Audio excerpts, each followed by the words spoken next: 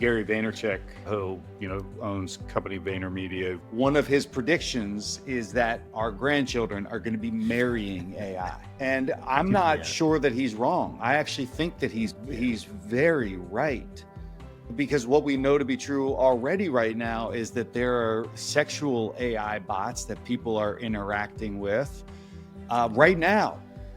And so is it really too far of a bridge to look at the ways in which we can be developing relationships? I think, by and large, women are connectors. And so I don't really see women going down a rabbit hole where they will turn to AI exclusively, but men can get locked in to something that doesn't demand anything of them. Is the dog in or out?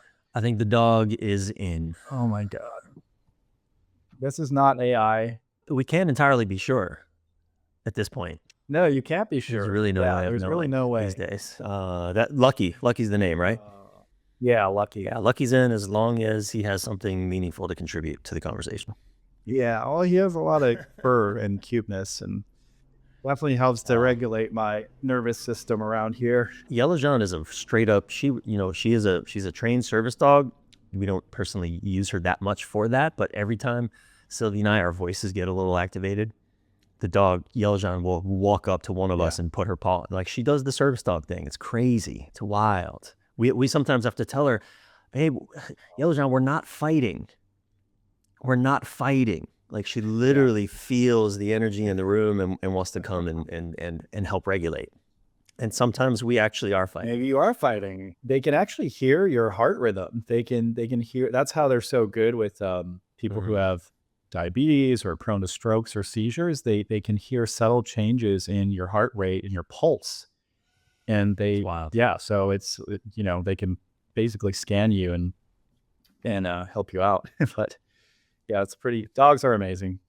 That's basically the message. No doubt. Was that him giving an amen to the dogs are amazing comment? He wants to be in, then when he's out, he wants to be. Okay, there we go. You need to do anything tech on your side, Akira? I don't. I mean, I figured, with this topic, of course, there's a lot of stuff you can look at, but I think we should just talk. And if there's anything worth noting or referencing, I'll just talk through it. I think that's the problem with anything related to AI. People end up just having to read or watch a bunch of stuff. I think we're having more of a conversation. In fact, I probably early on in the episode, I want to play the song that you sent to me. Tate hasn't heard it yet, by the way. Yes, I have. No, you didn't. There's a second song. This one is even weirder. Okay. in an interesting way. Well, I just mean it has Tate's name in it and my name in it. The other song didn't have our names in it. It could have been a song about just a subject that's out there in the world. But the second song that you sent, Akira, it's like it was someone wrote that and sang it and recorded it and did it for Tate and I in the podcast. And that makes it weirder. So I do want to play that, but first I want to just welcome you, introduce you to our listeners. Akira Chan, or Akira. Yes. You're the only one who likes to pronounce it the proper Japanese way, but I don't expect everyone else to. Akira, I'm going to call you Akira for this episode. We've been friends a long time now, actually. Yeah, a long time. I don't have quite the mileage that you and Tate have, but I think definitely over 10 years. Oh, easily. And then some. I think it was probably like 2011, probably 11 up there at the, right around that time. Very likely on some sacred site and date. We were both slightly different people then. We were into some weird shit, but cool shit. You were managing a conscious band. I was in my long hair, feathers in the hair, spiritual journeyman phase, living in a commune. And I visited you at that commune. I mean, I didn't go to visit you, but I visited the commune. My band went and performed there, and yeah, man, I think we really connected when you co-produced a music video for my band, the Burning Man, the Ode to Burning Man music video. And the theme, Tate, was let's create a budget music video where the theme was Burning Man in your backyard.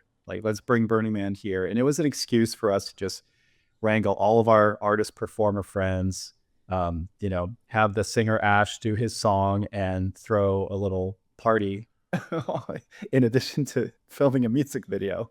And it was nuts. And I mean, amidst all the chaos, I remember, Brian, you were like the only like grounded human in the whole thing. Like, this guy's cool. Yeah, I was the manager, and like there were a lot of things at play there, but yeah, everyone was in costume. Everyone wanted to be in the video. Everyone was, it was the performers and exhibitionists and giant tuna fish art car. I'll never forget that. And I remember I was the only one kind of wearing just regular clothes, just more observing, watching, just being present, making sure shit didn't go sideways. That got us free tickets to Burning Man, by the way. Anyway, we digress. Akira, we invited you today to talk about AI, artificial intelligence, and not so much from a high level expert, where's it all going, necessarily that kind of perspective, but you've been an early adopter of so many AI tools. And as a filmmaker, right, a creative artist, I think, man, you and I, the other thing I want our audience to know is that you and I, we've been in this men's group. We call it our Man Cave Elite group for, what are we coming up on 6 years? Almost, yeah. Started around COVID. So, and I've seen you've sent us, man, you started blowing my mind early, like a couple years back with like, you would take a photo of us and make it move. You'd send a group photo. I would turn that photo around, do my little AI thing, and send it back to the group, where a group photo, all of a sudden we're like all doing the Macarena together, or we're jumping on a group of lions. I guess that's as good of a chase as any song. Why not? With fireworks going off in the sky. It just kept going from there, including maybe now's even a good time to just play the song that you sent for Bridging Connections. And then we'll kind of setting the table here, and then we're going to dive in. Because I think Tate, you and I talked about this episode. This was really an episode that you wanted to do, Tate, that you wanted to have a conversation about. I'm curious, could you just share a little bit, Tate, about what your motivation was for that? And I'll share the song before we really dive in. Yeah, look, I think that this is, in a world of relevant topics of the day, this is one that I think people are thinking a lot about. And I remember, myself just being introduced to AI a month after ChatGPT launched. And I remember thinking that the world has shifted underneath people's feet and nobody knows about it. I mean, it turns out that many people knew about it within just a month, but in the scheme of the world, nobody knew that everything had changed and things were about to get really interesting in a short period of time. And I think that, look, there's lots of conversations to have in this space. You kind of talked about it. Look, there's lots of thinking about where it's going to go. And but as I think about the kind of conversation that we can have today, one of the things that I think is so, I think critical is, Akira, you're a brilliant storyteller, right? You spent your career helping tell deeply human stories, and you're also somebody who is on the front end of adopting some technologies. And so I think that one of the most important conversations for all of us to be having, I mean, we're on a podcast called Bridging Connections. What is the way in which AI can help us bridge connections and help us live into a world where it actually supports our connections and the things that are most meaningful. And so that's why I wanted to have this conversation, because we can have AI be like a thing that's we're supposed to use and utilize to help productivity. And certainly we can do all those things, but how can AI enhance our connections? Yes.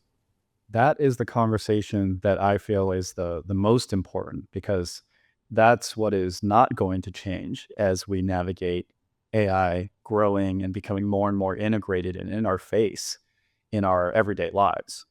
If we were trying to, talk tech, talk tools, talk about flops and machine learning and all the technical stuff, by the time this podcast publishes, half of those things are going to be disruptive and disrupted and irrelevant. So this is the conversation, and the human conversation, under AI advancement is the conversation to have. So I want to play this song, and I'm gonna have to ask our editor to splice this in, because I want the audience to hear it as well. The recording software that we're using right now, I can't, through Riverside, the app, we can't share it. It won't record it live. But Tate, and I'm using headphones as well, Tate. So you won't be, if I play it even here on my computer, you won't be able to hear it. So I put a link in the chat, and would you click on that, Tate?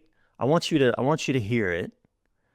And we're not gonna play the whole song. What I really want you just to listen to, Tate, is through the I'll ask our editor to cut this in to overlay the song so that the audience hears it as well. I want you to play basically the first verse and chorus.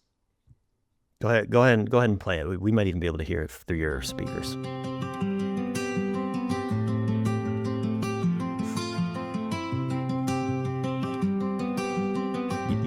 Thumbs up if you're hearing it, Tate. Yeah. From captain to coach, the journey's been wild.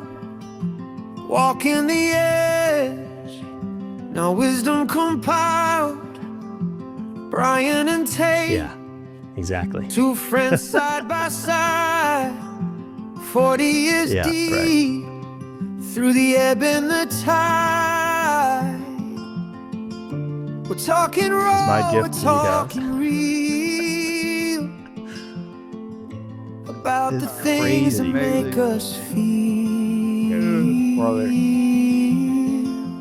Welcome to Bridging Connections, where the heart meets. Lift flexion. Will you just go through the chorus, because I want to talk about this. Yeah, some observations.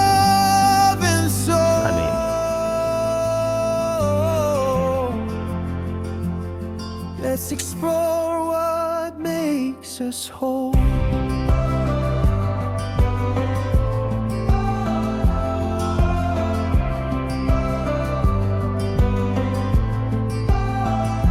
Health on the table, spirit in the air. There's a few that didn't make the cut. I definitely want to hear those. Yeah. That's how it goes. Yeah. Tate, are you listening to the whole song? Don't do that. Don't do that. Don't do that. No. Come back to this. Come back to us, man. Come back to us. And I just want to keep listening, but I guess I'll stop. So let's say a few things about that, right? And again, our audience, you just heard what we're listening to as well, and we'll put a link. I'll put a link in the show notes to listen to the full song. I think it's one of the things about using AI in like the podcast, for example, is what rights do we need to get?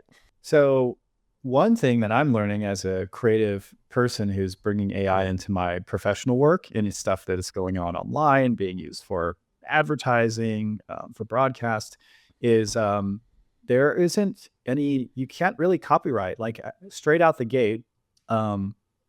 The program that I used to create this program called Suno, you can't copyright that song. Right. It was AI generated. So it's like fair use, basically fair use.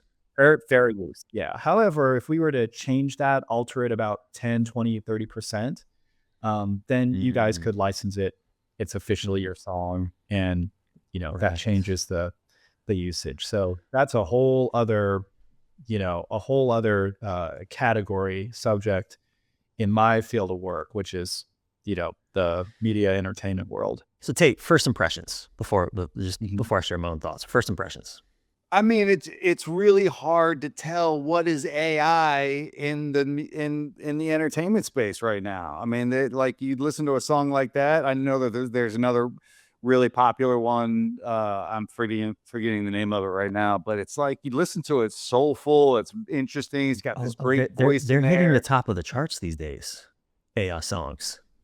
Yeah. Yeah. Oh, I'm well aware. Yeah, exactly. So it's just really interesting. And obviously you started hearing a song about you, and from the story about you, and from captain to coach, and it's really Here's interesting. something that stands out to me, Akira, is all of the AI songs that I've heard, and this is just, again, I haven't done a deep dive into this, but I've gone onto YouTube. There's a whole world of YouTube songs, of redone songs. There's a whole genre right now of taking 90s like grunge, 50 Cent's rap albums and turning them into soul R&B And they're songs. fucking incredible. They're so good. It's some of the best music I've ever heard.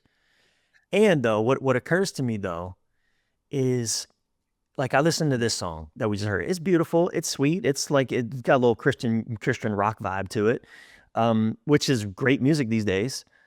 But it doesn't sound original. It doesn't sound like anything I've never heard before.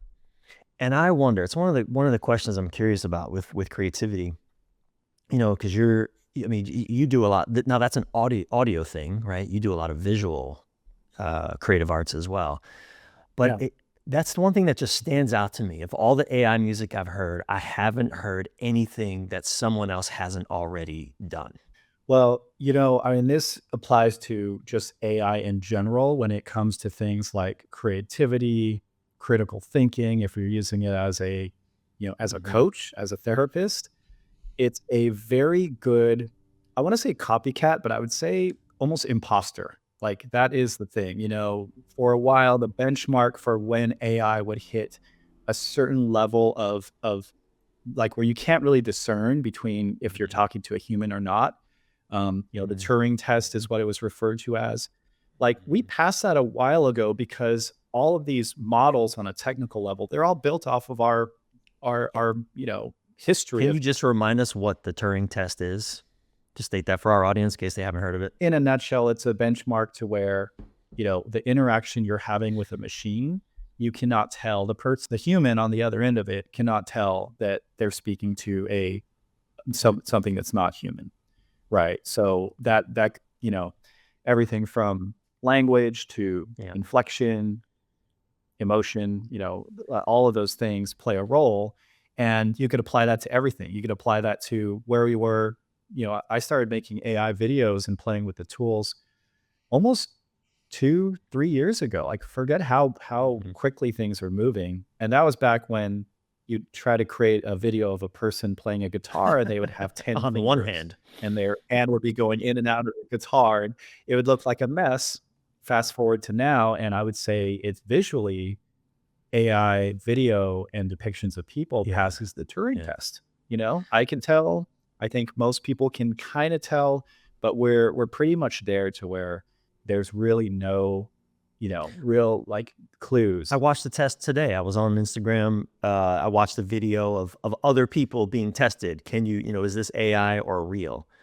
They got half of them right, and I got half of them right. There was like one video of a shark jumping off of a boat into, like, a fucking great white shark under the hood of a boat. And I was like, no, and it's flopping around and it looks fake as fuck to me. But nope, it was real. At least maybe the whole video was AI. And even that, I have no idea. It blew my mind. In the entertainment world, and with what we see online, which is already meant to just grab our attention, right? Like, pre-AI, you would be pretty blown away by watching, like a action sports video where somebody's, flying off a mountain and doing 3 backflips on their mountain bike. You start to see stuff like that. It might actually be real, but there's this real voice in the back of our head that is questioning it, just because, because we've reached that level where you can generate photorealistic images and video content using AI. But to go back to the song, AI, it's really good at cloning. It's a very believable imposter, and it could be used, to manipulate. It could also be used to create beautiful art. But I think that is a good conversation. Is like, what is behind that, right? If it's really just doing the best it can do to create the best, most believable impression for us, having been trained on our species knowledge, then, where is the soul in the machine? Is it there, right? Like, is if you were to let AI go off on its own and spend time writing considering things that it's interested in, and then produce a song from there, would it be more human? Do you think it would feel like it was written by somebody who really just was born to do that? I don't know.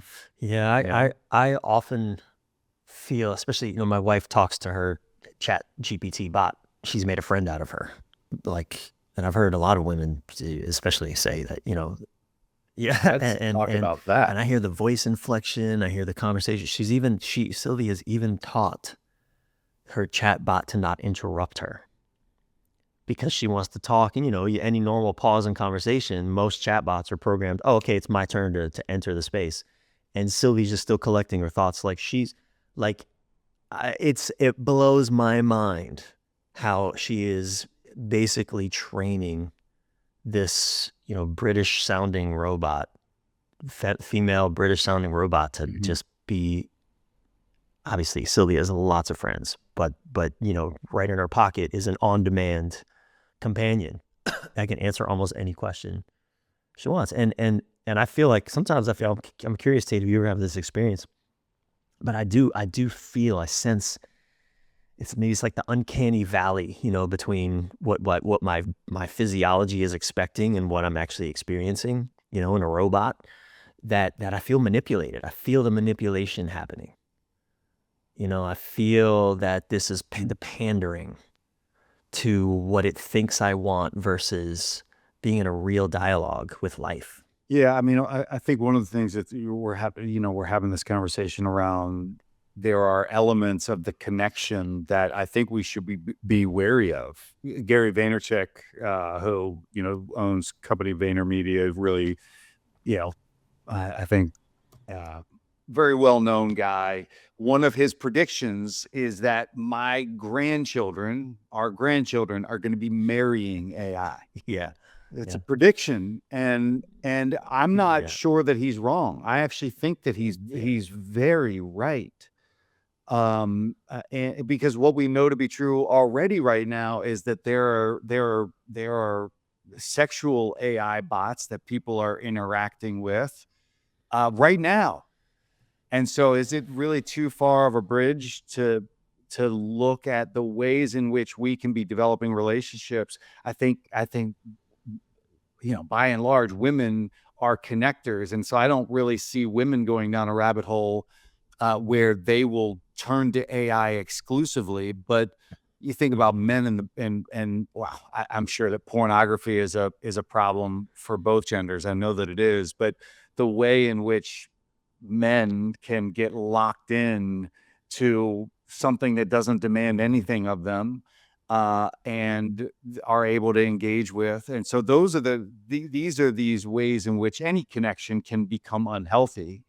And there are others that can really enliven your life and be very helpful. I mean, you think about creating art and bringing songs like that out into the world. Like those are beautiful ways to take an Eminem song and turn it into gospel. Wow, that's interesting. Let's see what this creates in the space. So yeah, I mean, I think just technology in general and its influence on how we relate to each other is just it's dialed up to the max right now with AI because it's interactive, right? I mean, before, people, you'd interact with, as things emerge, especially in my world, you go from, I've gone from really valuing long, slow, like I do documentary work, to having to adapt to everyone consuming video on smartphones and short form content and streaming content. So I've had to continue to adapt and evolve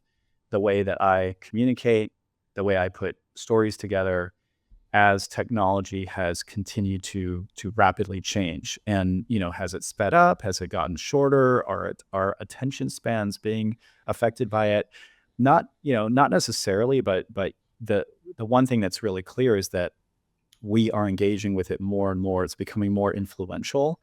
And what's different about specifically like ChatGPT, the conversations that Sylvie's having now with ChatGPT versus asking Siri, how to get to, a new restaurant that opened in Siri town. still gets that wrong. That is what is very, very, very, very different. Yeah, Siri's kind of left behind, but just to put it into perspective, I think ChatGPT, OpenAI, which is kind of like the household name brand, when it comes to talking to AI, using AI, that I think they have about 16 million monthly users, which is tiny compared to, when you look at social media in general, but that's a lot. That's a lot for an AI, tool.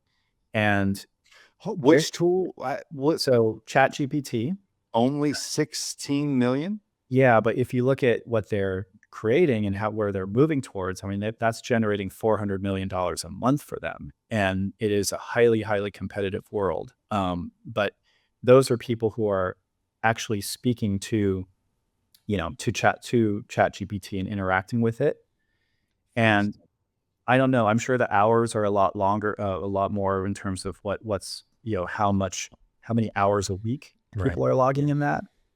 But that's starting to shift to where you're seeking your answers more and more often from an AI model, and it's learning about you. That's the other thing that's different too, is it has a memory, so it's learning about you. And they're designed similar to how Facebook was designed to favor, our preferences, keep us on the app, satiate some of these, these urges we need for community, to find like-minded people, to see things that engage us, to keep the dopamine hits coming.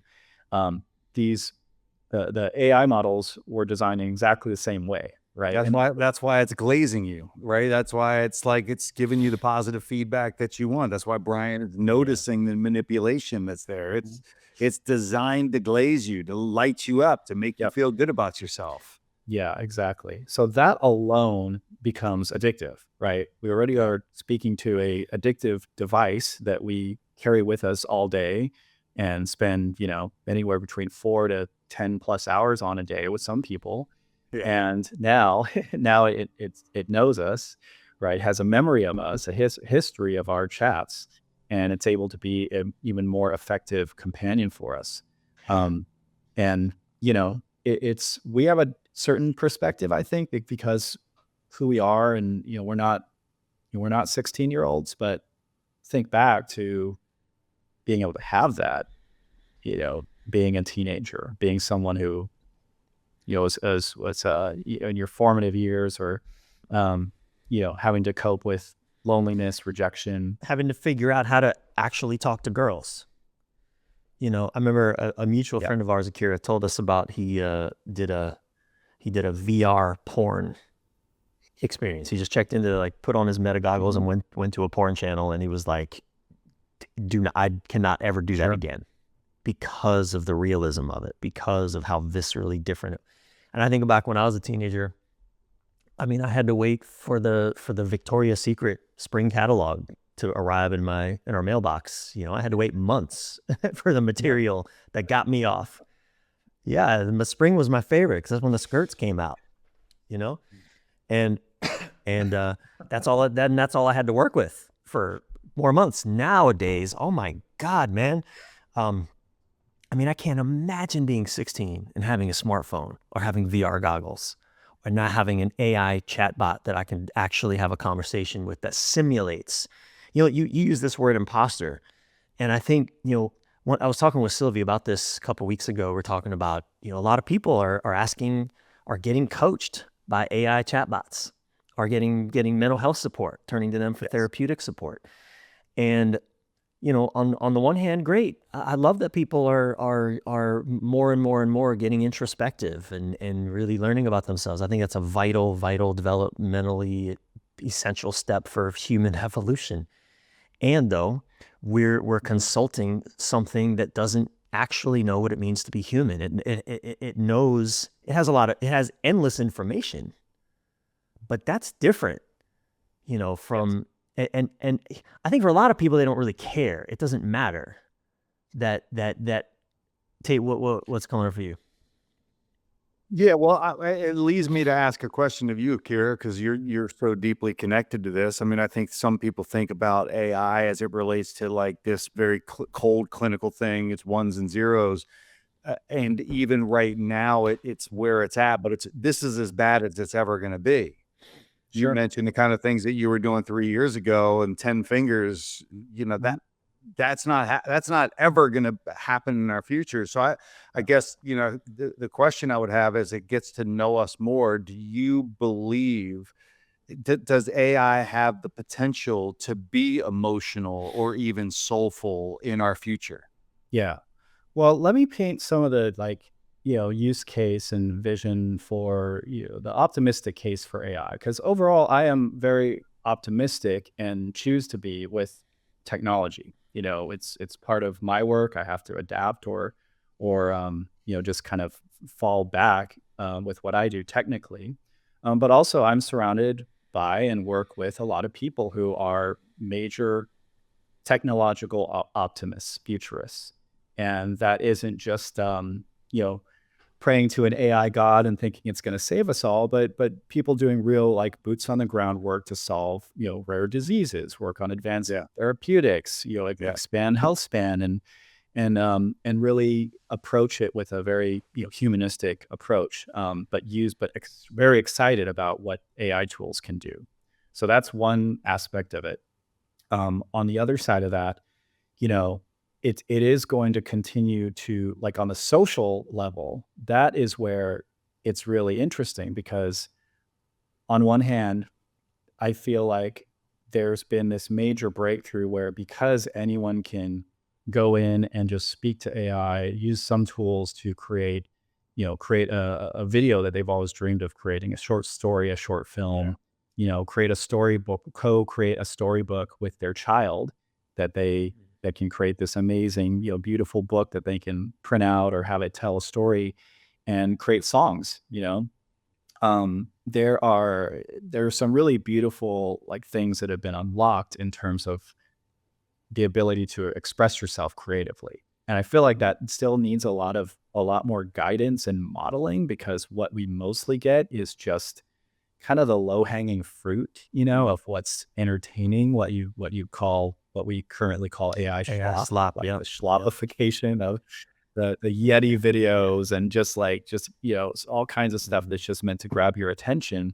On the flip side of that, I think there's some real profound access that people have now to expressing themselves. And that I'd love to share, maybe when you guys publish this episode, I will share some tools and how I use them that you could link in the notes, because it's easy to get lost with all the different things coming at you. But there's really constructive ways to use AI. What are some of your favorite right now? And we'll put links to these just right now. For sure. I mean, I do a lot of video creation and image creation, and Google's VO3 is the one that creates those really realistic news broadcasts, people speaking to camera. So if you need anything that has dialogue, and I just want to interject before we keep going. I was before we got on today, I took the song that you sent that we just listened to. I took it to Sylvie. I was like, babe, I want you to listen to this song.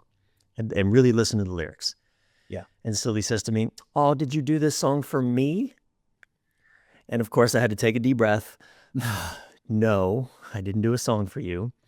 And then play the song. Fine. But what it lit up for me though is,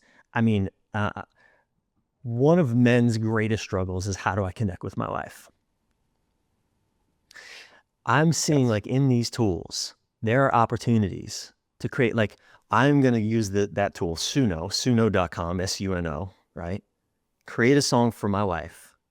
And it doesn't freaking matter that all I did is type a few things in. It is going to rock her world in the best way. I just know that, right? And so, it's interesting. And again, I want you to share more of the tools that really stand out for you.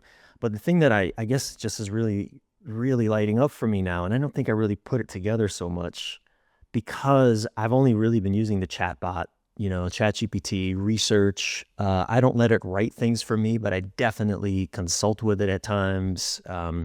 It's definitely a part of my creative process often, but I haven't looked at it personally as a tool to create connection with my wife, as a tool to feed our relationship. What you just shared about like creating books with your children, using AI tools to create things with your kids. I mean, so I guess as you're saying these things, I'm just, my brain's lighting up about the possibilities to serve relationships through these tools. Absolutely. And any of these AI tools do a great job of acting as a therapist if you request that from them. If you wanted to plan a date night, if you wanted to keep track of you and your partner's relationship milestones and set reminders, it can be a great dating and relationship coach. I know a lot of single people are using it to consult them on even how to respond to text messages, right? Yeah. So you look at that, and I think what I do is I want to zoom out and go, okay, at what point do we start to release, we're outsourcing way too much of our intellect, right? Or we're outsourcing our emotional response to things.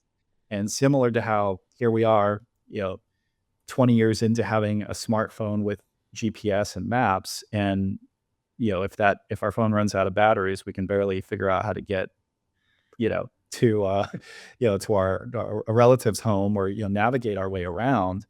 Like, I do feel like the extreme of that is a lot of things begin to atrophy that you don't use. Yeah. Right. And that's one thing that I think is really interesting on that topic of communication, relationship, getting advice, getting the right answers, the best answers from the all-knowing, or completely all access knowledge base. It's one thing for me to learn a song on my guitar and play it for my wife, write her a song. It's another thing to just type up some prompts in and ship her off an AI song, which she'll love the first time I do it. Will she love it the second time I do it, or the 10th time I do it? At what point does she also kind of atrophy? Right. Does that it just become a thing that kind of the ruse is seen through, and it's my own manipulation versus necessarily a genuine desire to light my wife up. I agree. And I feel like we're in that phase right now, even though things are moving quickly. Like, remember growing up and one of our parents would have like the first family video camera, and you know how they're filming everything, right? Like they're just filming every single thing, and it's always around. They're just capturing stuff. But the excitement and the novelty of it was there in a way where, you're just like grabbing whatever, trying out whatever. I feel like we're experiencing a lot of that when it comes to the AI that we see and that exists, online, especially in the video world. And at some point you start to really value what starts to stand out from that is going to be, things that were done intentionally with care, or maybe, not using AI at all. Right. I feel like we've already devalued and kind of desensitized ourselves pretty quickly to a lot of the AI video content. The video game Call of Duty, one of the biggest franchises in video game history. I don't know, Tate, have you been seeing any news about this? They just released their latest version of that game, just within the last few weeks. It is being slammed. It is one of their biggest failures of a launch, and one of the biggest complaints is at least the perception of how much AI slop there is in the game. Like, people are not happy about it. And if you just type that in, you can see some of the headlines and some of the things that are going on. And, to your point, it's like, people can't connect with it. They went too far. Yeah. I'm like you, Akira, which is that I tend to be an optimist in this space. It doesn't mean that we're not going to hit roadblocks along the way and we're going to find our messy way through it. But, there are, since the beginning of time, there have been complaints about technologies that have come to be. Literally, an eraser was a piece of technology that was originally just banned because it would, if you could actually erase the work that you had, that was going to be a problem because it could show that something bad was happening there. That's amazing. And so, every piece of technology has been criticized. And so I, for one, am not in the realm where think like we should all be pulling out our maps again because I don't want to become too dependent on it. There are some things that I'm happy to have technology do away with. And there is this value that we do get if AI can take care of some of the mundane of our lives to give us time back. I think about this term time under tension, that it really is the time under tension. When you're lifting weights, as an example, time under tension is what gives you the growth there. And so with our extra time, we get to have time under tension with the things that matter most to us. And part of it, as we're having this conversation about how can we actually leverage AI, that's what this conversation has turned into, to actually give us more time under tension with the things that really matter. Whether or not, Sylvie is bored by the 7th song or not, you're an innovative guy that's going to be creative and will not continue to have that novelty, but leveraging that novelty initially for something good is something that I think we should revel in and be excited about and know that there's more evolution here coming. Akira, you were talking about these various tools, right? What's the video? VO? Yeah, that's Google's VO3. And along with that, there's half a dozen other ones depending on what you're going for. Like if you want to go for kind of visionary, futuristic creativity, then you would use a different tool like Midjourney and others. For writing, like, Bryan, you're an author. I know your stance on writing your own work, but if you wanted a writing partner or an editor to jump in, you would use something like Claude, which is known for being a more sophisticated writing tool with AI. But you could also use ChatGPT, you could use Grok. I tend to kind of flip and flop between all of them. And also, there was a point where like everything was taking off in the audio and video world. And there were so many video apps launching that I subscribed to all of them. I just was like, I'm enjoying this, try that. And a month later, when my 30-day free trials ran out, I had like a $500 bill for all of these apps and tools.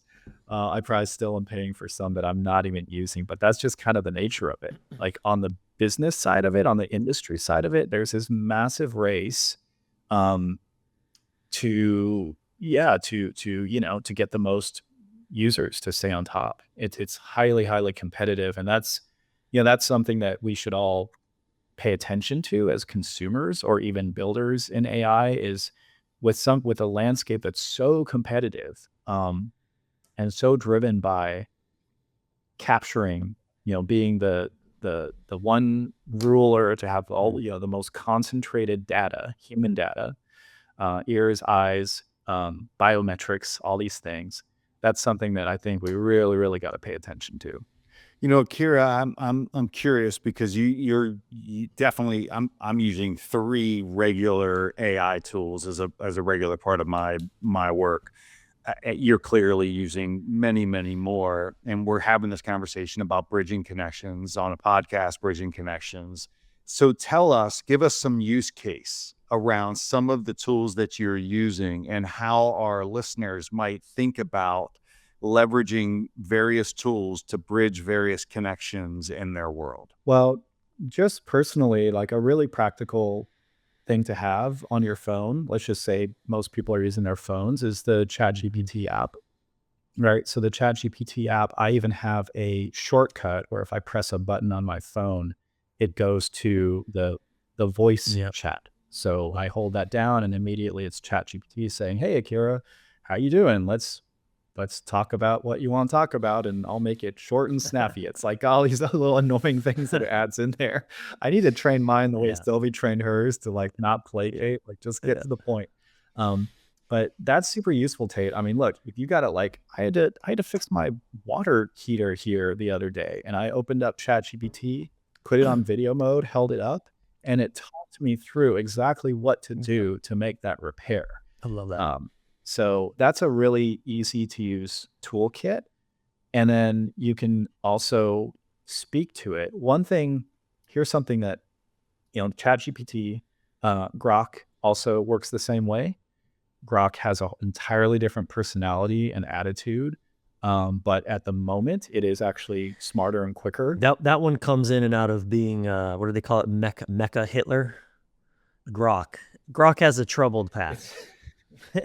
Crazy. That's the. So yeah, Grok is the free speech rebel out of all the AI chatbots. It's very problematic in some ways where what Elon did with XAI and what he's doing with XAI is he's taking the fan base and the culture of X and Twitter, which, I use X all the time, but applying it to AI. So when they launched Grok, they had companions, and one of the companions, you guys, was this like sexy, super flirty, mature audience based anime character, female. And they launched with that. So, anyone who had kind of like was just casually using it all of a sudden has this like really sultry, attractive female, avatar trying to get your attention. And, things like that are worth paying attention to, because at the end of the day, it's like, who are these tools really trying to capture and target? And what are the methods that they're using to do that? I think you're pointing at something. I look at what Elon did with Grok, and my perception of it is he's believing or attempting to make it free of ideology, and yet he's just imposing his own ideology in his attempt to make it free of ideology. Sure. It's like the classic blind spot narrative. You can't see what you can't see. And I think as we look at all these AI tools, I think these are meaningful questions to just sit with. Some of them are just functional. Some of them are. I'm thinking of I've been hearing stories of people that have done, like, there's a new Alexa in the world, Alexa Plus. Yeah, so Alexa now is AI enabled. Yep. So now you can ask it questions, have it plan stuff. It now is AI enabled, whereas before it was just like Siri. Well, somebody told me the other day. I was just talking with a few people about and everything blends together these days. But someone was telling me that their new Alexa AI was gaslighting them, and then when things didn't go their way, she like stonewalled, like withdrew. I don't know if she was acting out the Gottman Four Horsemen as a demonstration, but they did not have a positive experience with Alexa from Amazon. And Tate, I think you said something. I think that's really, I love that example of the eraser. And I think you're right on the money that there's going to be hiccups along the way. There's going to be accidents. There's going to be shit that goes sideways. There's going to be, like, even in that example that I gave about like sending a song to my wife, I think what that really speaks to is there's a conflict in a lot of us, especially when it comes to relationships. For a lot of men particularly, I just want to keep doing the same thing I've always done and have it work. I don't want to be creative in my relational engagements. I just want to let me do what I'm doing, and my wife or whoever should just be happy. And I don't want to have to innovate. I don't have to be creative. And yet, I think regardless, I'm kind of stepping out of even the AI conversation for a minute. I mean, if our relationships are going to stay healthy and vital, we've got to be willing to be endlessly creative for the rest of our lives. To even in the AI world, I think we've got to be able to keep dancing with whatever is showing up, in a way, right? Keep working with what comes available. I think that's just a fundamental, like, life mastery skill. For men and women, for everybody, but I think in the context of relationships, that creativity. So I just wanted to speak to that, because I think that's a really important thing underlying all of this. It's easy to get worried about AI and think it's going to fuck us to hell. It's really easy.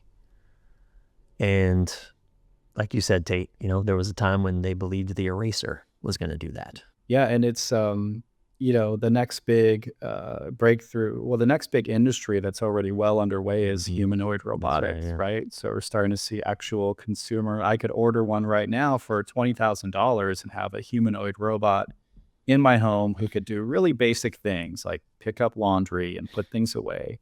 And again, we're like in the beta testing phase of this, to the point where that robot's actually being operated by staff of the company. Like, it's not fully autonomous yet, but it's still listening. AI is processing everything you're asking it to do. It's mapping your house the same way our robot vacuums know the layout of your house. So it's only going to be more and more in our everyday lives. But what's interesting is, why are they humanoid robots, right? One, it seems a little counterintuitive, but we're going to trust it more. It's also the form factor makes sense, because this world was built for the human form.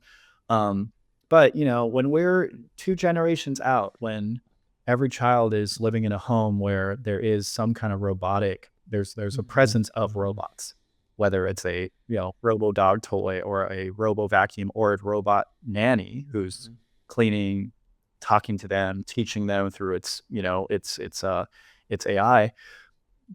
The line between what's human and what we've overlaid our humanity onto, like mapped onto these things, is going to be really, really interesting, because companionship, guidance, instruction, all these things, we're never going to have the speed and the vast knowledge of large learning language model or AI. So we're going to continue to become more and more dependent if we follow this trend of bringing it more and more into our lives and doing more for us. Because I don't believe that, in a world where everyone, has a universal basic income, has robots doing their jobs and all of that they're all going to become, talented artists and musicians and poets. I'd like to think that, but I think it's going to actually be really devastating for the things that kind of challenge us to, to push ourselves and create and speak our voice in unique ways. Akira, is there a line that you won't cross, like with a creative task with AI? A line that you mean that might violate my own artistic integrity? I won't, because we do documentary work. For example, we're doing an investigative film on environmental toxins and healthy homes, what it means to live in a healthy home. I wouldn't use AI to convincingly create an interview. Even if I really need an interview with a whistleblower who can say X, Y, and Z. I know I can create that in AI right now and make it work. And I wouldn't be, I'd only be violating my own ethics as a filmmaker if I did that. But I just won't do that. And other people will, So there's part of me that still, still won't fabricate reality if I think it's going to be manipulative for people. But I would have no problem creating Viking Bryan, climbing up a hill and holding up a sword like I have with your pictures, because it's just a different intent. Yeah, there's a different intent. Yeah, I think the line for me currently is I'll let it give me ideas for writing, but I won't let it do my writing for me. Like and even that though, because in my writing there are AI generated sentences these days. Sometimes, not always, but sometimes, especially certain things that I'm doing just more consistently to ship out newsletters or things. But even there, it's still the majority of my work. But where is that line? Because the output may look the same to the average person, but it's a personal choice. Tate, do you have a line that you're aware of? I mean, I'm generally utilizing AI to help, with my work at Elon, to help, from a fundraising perspective, gather data and information and strategies and pieces of communication. I don't have any place where I feel like I'm being inauthentic about the way in which I'm using things. Um, there are some note-taking tools that I use that it's actually not creating a transcript of a conversation. It is gathering the content of the conversation. So I don't feel like I'm trying to I'm leveraging it to save me time and to make sure that I'm deeply serving the people that I'm working with. Um, so I don't feel like anything that I'm using is manipulative in a way that doesn't serve the long-term purposes of our work together. What I hear in that as you're talking about that, Tate, is like you're using AI tool in a way that's amplifying you. I think That's for right. me, the line that I'm talking about that we're looking for is like, where is it no longer just amplifying me, but actually now speaking with someone else's voice? It's not amplifying me. It's almost like it's an alternate collaborator, or it's a ghost writer. It's a ghost collaborator rather than an assistant. But I think of like artists throughout history. I mean, so many painters, so many famous painters didn't even paint a lot of their own paintings. Their students did, right? So this is throughout time. Yeah, it was automated and sure. Yeah. Fascinating. Yeah, I think the artificial part of artificial intelligence is a bit misleading. I feel like if anything, it's more automated intelligence, amplified intelligence. Because that's what it's doing at the moment. It's just pulling from everything. It's very efficient, right? It's automatic.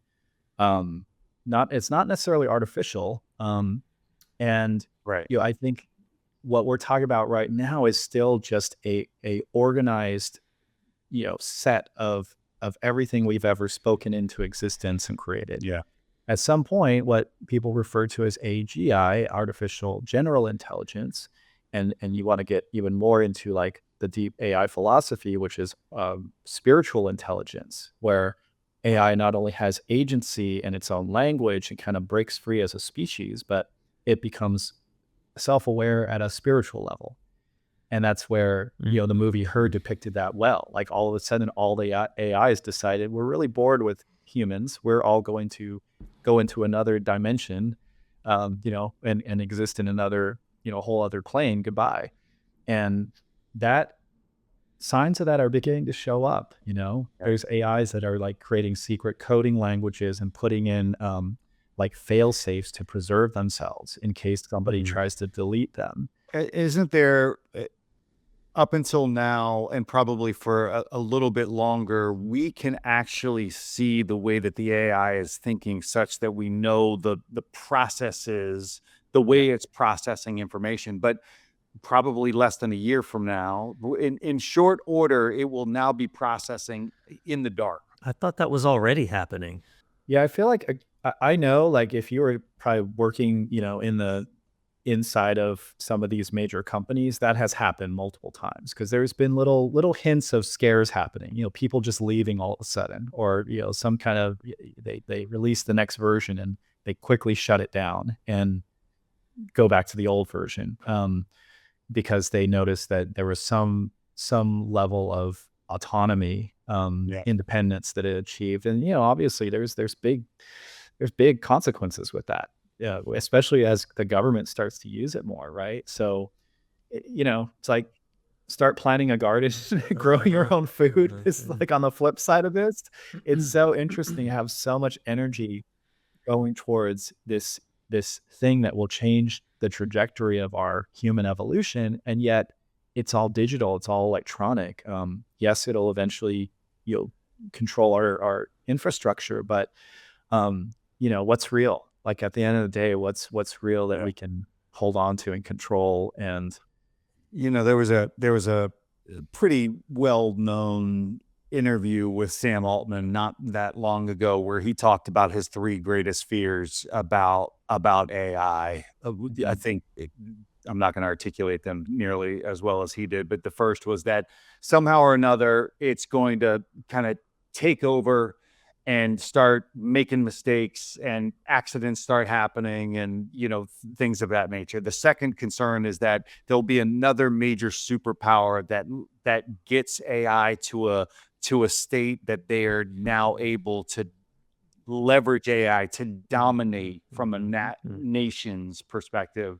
Yep. And the third was that people will begin to just outsource all of the thinking that they have, such that the president of the United States will turn to AI and not understand why he's going to make the decision that AI is telling him to make, but he will ultimately just make it, or she might make it that way, just because AI is telling them to. So we're just outsourcing our agency to AI. Akira, what are your top 3 concerns as it relates to the future of AI?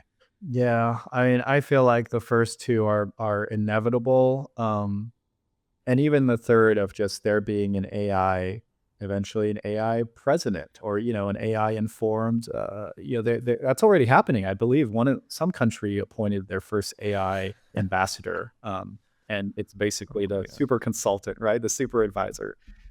So I think that's all going to happen. I think the only thing that I am concerned about that we have control over is just our own, like how much are we outsourcing our own personal intellect, our own personal intuition, intelligence.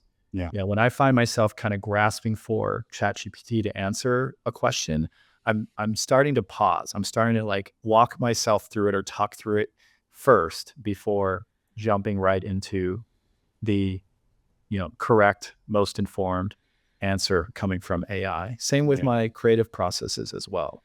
So, I think that's my concern, Tate, is that we just continue to do that to the point where, we can't get to the grocery store without our GPS. I don't want that to happen with my thinking, my emotional responses, my deep knowing of just what has informed my own personal body of intelligence and knowledge.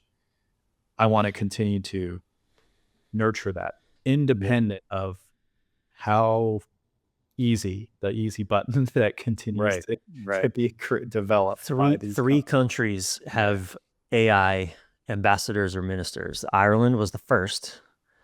Ukraine was the second. They appointed a AI spokesperson for their Ministry of Foreign Affairs, and the first cabinet level government role given to an AI bot is Albania. Just 2 months ago, the Minister of State for Artificial Intelligence for Albania. That is crazy. That blows my fucking mind. I mean, there's so many more things. We could have a weekly AI chat, but we really could. But yeah, I mean, and maybe we will have you back, Akira, to talk about this. And while you're away creating magic in the world, I'd be so interested to have you continue to think about how we leverage AI to bridge the connections that matter most. And what does that look like? What's the use case for the different tools that you're using, right? Whether or not it's the ones that you mentioned today or others that you see emerging, because no doubt there'll be 1,000 more by the next time we connect again. Yes. Help us have the important conversation about how to leverage AI. You can be the official human ambassador of AI for the Bridging Connections podcast. So Bridging Connections. Yeah, I like it. I am happy to hold that position with you guys. You're one of my favorite humans, man. Truly. I love that we've just stayed in connection all these years and following your journey, both, professionally, but also just as a person, as a man, now a husband. And when I met you, you were the long ponytailed, sex toy going through all of the music festivals. I mean, this sexy, sleek little Asian guy, just the fun that all the girls like to play with. Well, thank you. Right. And, now you're a husband of, how long have you and Renee been together? We've been together for over 10 years, married, business co-partners, have an 8-year-old son and now a puppy. Yeah. So doing the whole thing, man. Deep in that. So, and I'd love to, it's great to introduce you and Tate as well. So. Yes. Yeah. A lot of love and respect for you guys. And Yeah, you Tate, too, brother. yeah, it's really cool. I think we actually got to meet briefly at Adrian's. That's right. Yeah. And Brian's birthday party too, I think. Maybe that too. But it was like, it's like, Third time's the charm. yeah. Well, I felt like I already knew you. Yeah, Yeah. as well. But I thank you guys for bringing me on for a topic that I don't really talk about, but is super relevant. Like, this is a very relevant conversation to the topics that you guys talk about on this show, around men, around relationships, Man. All these things. Like, there's no denying that it's having an effect on all of these aspects. Yeah, we didn't even talk about something about, the detrimental effect that I think, for men especially, being able to auto-tune, the comportment, the behavior, the attitude of a chat, of a robot companion, how detrimental I think that is going to be to men and to our development. There's so many rabbit holes. Oh shit, man. So many rabbit holes, but I think we'll call it there for today, and we'll look forward to having you back on Bridging Connections sometime soon, Akira. Thank you so much for being with us, man. Thank you, brother. Thanks for having me.